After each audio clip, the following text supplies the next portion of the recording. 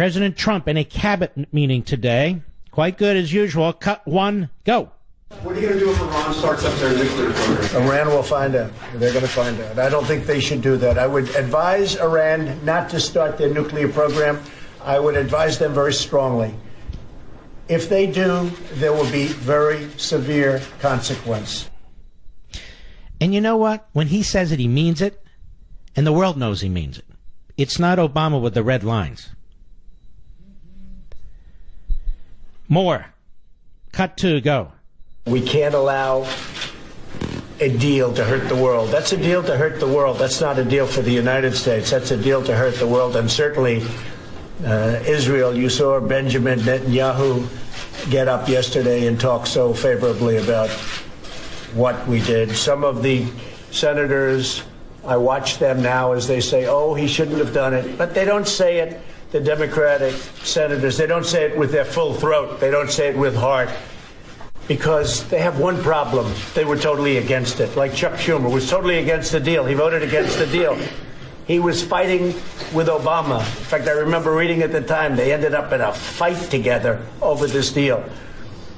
Because... And by the way, they slapped each other silly, I'm sure. Go ahead. This deal is very bad for Israel and very bad for the Middle East. Yep. But Mika Brzezinski, she is an offspring of Zbigniew Brzezinski. Say that fast 10 times. Zbigniew Brzezinski, as I recall, was the national security advisor to our greatest foreign policy president, Jimmy Carter. Zbigniew Brzezinski was an unadulterated disaster.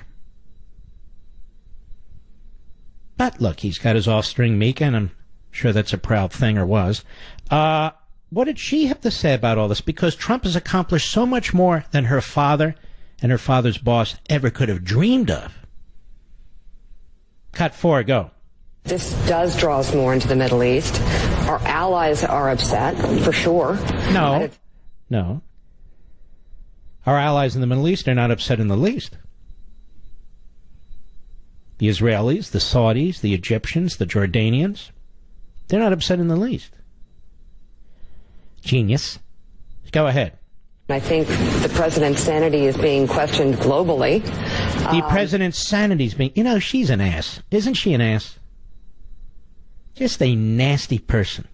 Snarky, snotty, low IQ, nasty person, just like her soon-to-be husband, the lovely banjo player in Deliverance, Joe the Schmo Scarborough. Go ahead. It was a campaign promise. It does appeal possibly to his base. And see, so dense is she. That may be true, but that's not why he did it. He explained why he did it. Why won't they accept that he explained why he did it? With the support of his national security advisor, who's 1,000 times better than her father was, with the support of his Secretary of State. And a lot of smart people. I'm sorry, over there at MSLSD.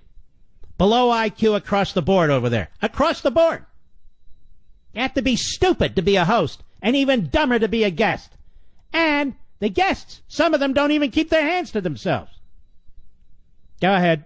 Of this president's behavior and decisions does lead me to question why he does anything and whether or not it's to deflect from something else. Because you're an idiot and you're a hater. That's why. And your ratings suck.